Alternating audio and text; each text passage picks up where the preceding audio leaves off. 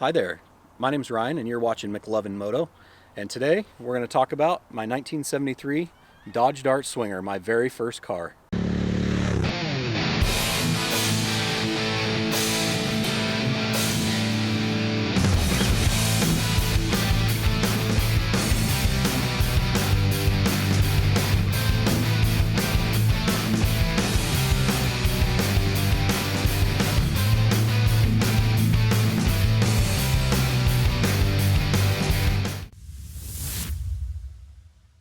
First learned about this car, it was actually donated to my high school when I was in high school. My dad and I picked it up for, I believe it was $700.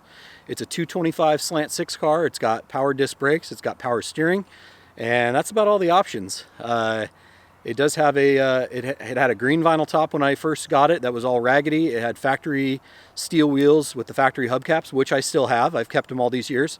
And as I was 15 going on 16, I also had a 1966 Chevy pickup that I had bought when I was 14, and that had been my plan, was to be my first car. Then we found this, and we used that 66 Chevy as trade for some body work and a new top on this car. It had some rust in the rear fenders, and the vinyl top was all raggedy. So we traded the 66 Chevy truck with a 327. It was a long bed half-ton for the rear quarters fixed on this, both sides. The top was taken off. It was a green vinyl top at the time. There was rust underneath the top. They repaired the rust and painted the roof before putting a new black vinyl top on it, and got it back from that. And then my dad worked in West Salem at the time, found the Krager mags. They're 14-inch Krager mags at a local shop up there. He snagged those for me. We had some BF Goodrich tires put on it at the time. Threw those on it, and for my 16th birthday, my parents had the interior done. I'll show you that in a minute. So it's got brand new, well, then when I was 16, it had brand new coverings on both the front and back seats. It's got the factory green carpet still. We went with the black vinyl top instead of the green. I don't know if we couldn't find the green at the time, or we just decided black was an easier color on the eyes. Put the new top on it. I drove it for about a year and a half, I think, until I was like 17, maybe almost 18, and it was too slow. You know, for a young man, the 225 was probably perfect, but it ended up being too slow for me. So I traded it in at Mark Thomas Motors in Albany, and I traded it straight across for a 1989 Pontiac Firebird with T-tops. It was a 6-cylinder car, but it had a 5-speed manual, and it definitely felt quicker than the 225 slant 6 and the automatic. And the cool thing about the car is it sat at Mark Thomas Motors in his collection for, well, from when I was 16 to last year. I'm 35 this year. And when Mark Thomas sold the dealership, he sold the car, gave the car to his son, who then sold it to a friend of his, and that person ended up needing some cash and wanted out of it.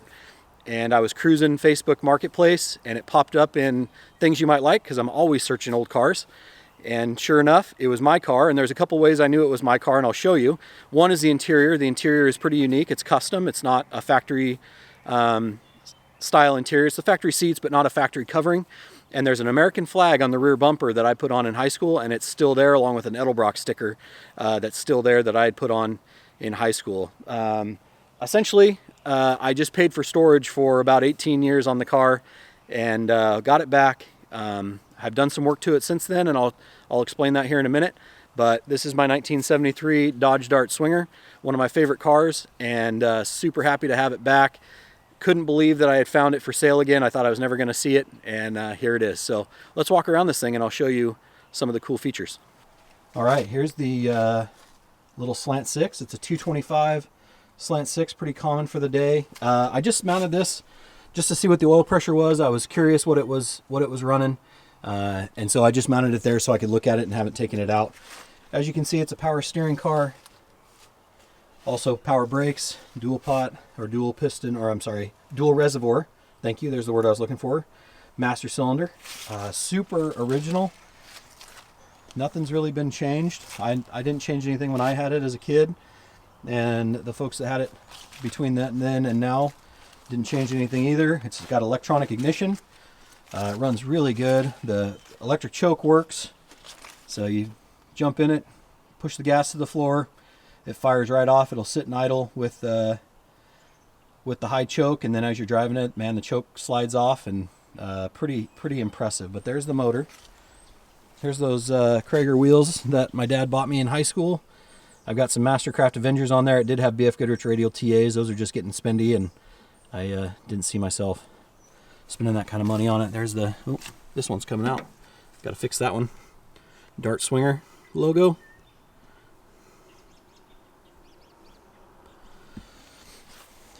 You can see it's got a black vinyl top. Like I said, had that put on in high school.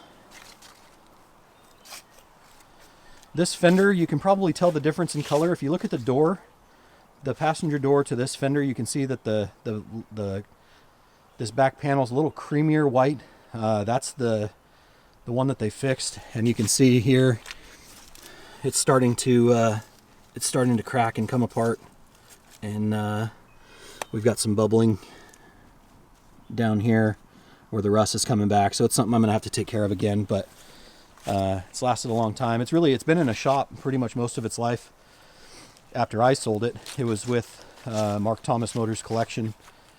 Sat in his shop the majority of that time. Here's the trunk of the car. You can see it's in pretty good shape. I did buy a new trunk mat for it. It's a little bit dirty, but the trunk is in really good condition. Has the factory, I believe that's the factory spare. Pretty awesome. But pretty good shape underneath. Everything in the back. It's got the original jack still. I've got some parts and pieces that I've been changing since I've had it back. But trunk is in really good shape. Trunk lid is in good shape. Pretty awesome. Yep, you gotta slam it hard. Slam it hard. Watch your fingers. Good job. Appreciate it. But yeah, vinyl top still in good shape. There's no evidence of any bubbling or issues. Good, you can open it. All right, we'll open it up and look at the interior. These are those seats I was telling you about. They're kind of a tweed green and black. They're really pretty neat color. We found it over at Tim's Top Shop in Albany and had them do it back, like I said, when I was 16. I got it done for my birthday. Interior is really pretty good shape. Dome light works. Headliners and everything's there. Factory steering wheel, which I really like. Factory dash. A couple cracks you can see up here. Few spots. It's showing 68,509 miles. I don't know if that's how many miles are actually on the car, but the pedals sure are clean. I've never replaced that stuff. I don't know that they're replaced to my knowledge. Very well could have been, but pretty clean overall. Like I said, automatic transmission. Got a little bit of damage on this door panel, unfortunately. I think it's been grabbing the door when it's been opening and closing. But lovely 70s green interior. It's got mirrors on both sides. I believe that was an option to get a second mirror. I believe they only came with one. It does have the blinkers up on the fender. One of the things I love about the old Mopars is they've got the fender blinkers. Here's those blinkers I was talking to you about. There's the blinker in the dash. And then you can see up on the fender, the other one. So when you're sitting in the driver's seat, you've got these two indicators that you are making a turn. I don't know if you can you see the left one, or the right one, I mean? Yep. Pretty neat. But in the comments, if there's something about this car you're interested in knowing, let me know. I'd be happy to talk about it and show it to you. It's one of my favorites. The A-body Mopars are still one of the more accessible muscle cars or muscle car era cars. So it's cool that I've got not only this one, but I've got the green Plymouth Scamp also. They're the same body style. One's from Plymouth and one's from Dodge, but essentially the same car.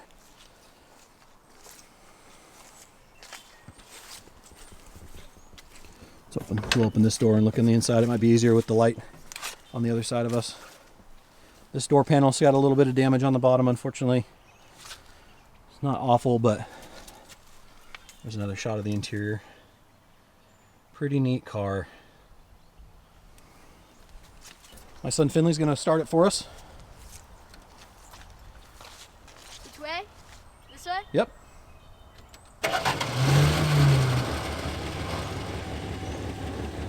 Give it a little gas.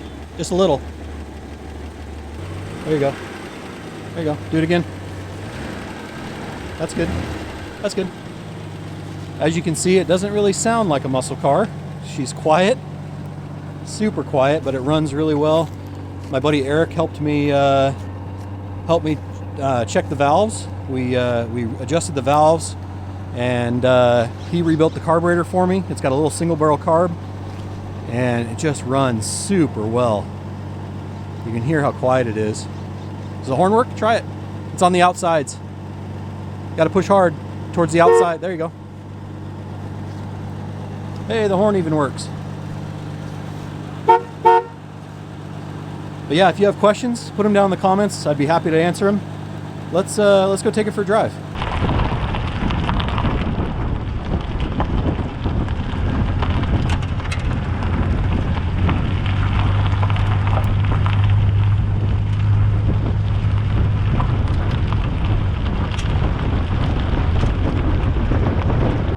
I remember going to get my license. My parents took me to the DMV, and my parents took me to the DMV. I got my license, I think in their minivan, if I remember right. And then I went home. As soon as I got my license, I snagged this car and I went back to school. First day I turned 16, I had my license, and this was my ride for well, for the rest of that school year anyway. And so after this car, I had the 89 Pontiac Firebird with the 6-cylinder, and then I sold that and I bought a 1966 Plymouth Belvedere 2-door hardtop, that was not running, and it had been in an old lady's driveway. Her son had gotten himself in trouble and wasn't able to drive it, and so she sold it to me. I think I paid $2,500 for that car, got it running and driving, and that was my next car. My senior year of high school was my 1966 Plymouth Belvedere. So for some reason, I've always had a love of classic cars, but especially now, I continue to love the old Mopars, and I look forward to driving them and building them as much as possible.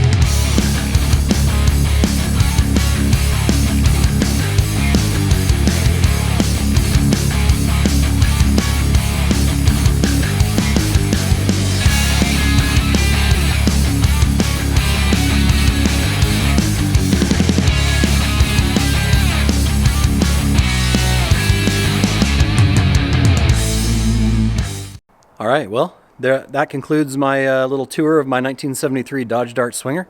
As you can see, it's tucked away in the garage with the 1973 Plymouth Scamp. If you'd like to see more videos on these cars, let me know. They are exciting to me. I don't know if they're as exciting to you as they are to me, but if you have interest, let me know, and I'll make some more content. but I did want to walk you around my very first car when I turned 16 and got my license. Still in pretty great shape overall, and looking forward to continuing the legacy of the little Dart Swinger. If you wouldn't mind, please like the video. Please hit the subscribe button if my content interests you at all. Once again, my name is Ryan. The channel is called McLovinmoto, and I appreciate you being here. Take care, everybody. I'll see you next time.